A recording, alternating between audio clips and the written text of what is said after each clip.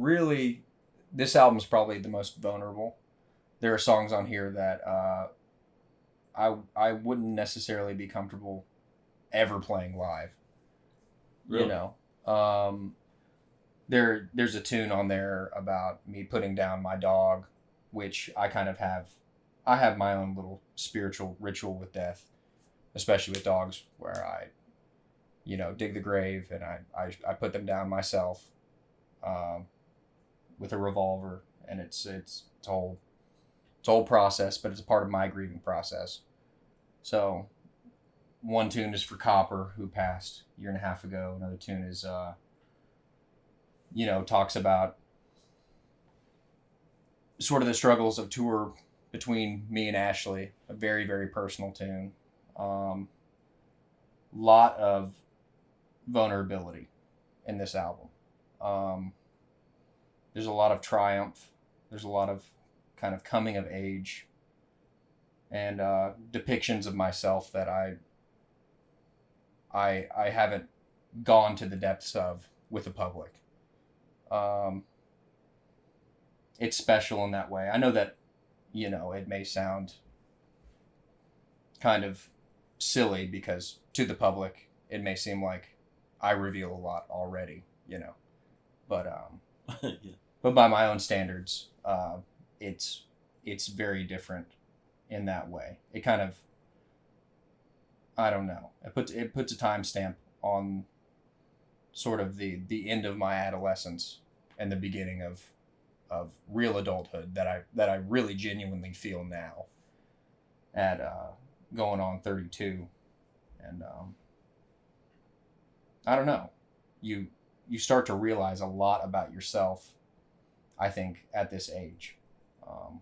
27 was a real transition point where I began the process of letting go of a lot of things in my life, a lot of immaturity, a lot of lack of responsibility and self-awareness that is a part of, I think, everyone's journey within themselves. And also newfounded gratitude. I think once you get past a lot of that immaturity, you realize how lucky you are to be alive. You realize how lucky you are to have everything that you have, and the people that you love and you cherish, and the relationships that have stuck with you, and or the new ones that have developed that are truly meaningful, become really vital to your mental health, really vital to your inner security. So a big part of this album is just thankfulness. I'm so grateful to have my family and my community and live in this country and be, statistically, period, I'm one of the luckiest people in the world. Like, just being in the West, being in a democracy in general. Right. You're like, out of the billions and billions of people who have ever existed, you are so fucking lucky to be here right now. Doesn't matter what state it is. Doesn't matter if you're in a fucking prison cell. I'm sorry. You're better off than anyone 300 years ago. Like, plain and simple. Yeah. You're freer in a literal sense. Not having to contend with the type of survival and misery that existed throughout human history. So, yeah. Yeah, you've obviously not been a stranger through your music as far as putting it all out there, and honesty goes a long way, and that's just been throughout all your records. So it feels like this could be that step further, even more personal, like the title says. Yeah. Yeah, that must be kind of a journey to do that. I can only imagine how far you would want to push that, because you're human. We all have our own thing, personal. That some stuff just does not belong in the public. Yeah, it's like with this last video that I released with Gems on VHS. I guess a part of it is also I've been off of social media for a while.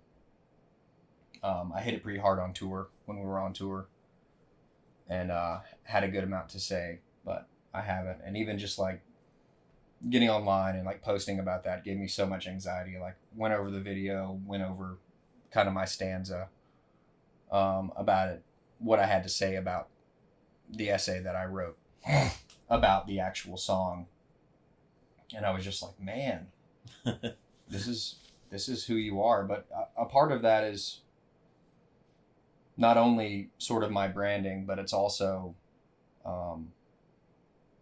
I take it kind of as a sacred duty. It's like I have to say these things and produce these things because nobody else is that revealing. Like even in my own community of artists, there are a few examples. Like I would get like Matt Heckler hits that mark quite often. Hayden does. Like I'm more talking about like the broader community. You know, Jason does. Hell, Willie's carrying a torch too. You know, Resident Rogues, Keith and Sparrow. But someone has to. Somebody in this society has to stand. Someone in the society has to stand naked artistically, and it's very important to the psychology of our general society. I think right now it's like we live in such a plastic bubble, and people are just craving it, and I think that's why people are drawn, because a lot of the scenarios and psychological settings that I write about, everyone experiences it. Everyone experiences like a deep, dark aloneness, and everyone experiences forms of like personal tragedy, whether it's from within themselves or within their family, other people, you know. Right.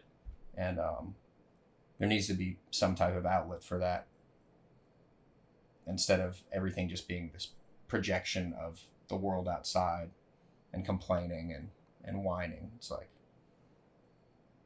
we need to have examples of tools to be able to heal ourselves in the world, and that's what I like to do. You know, that's my bread and butter. So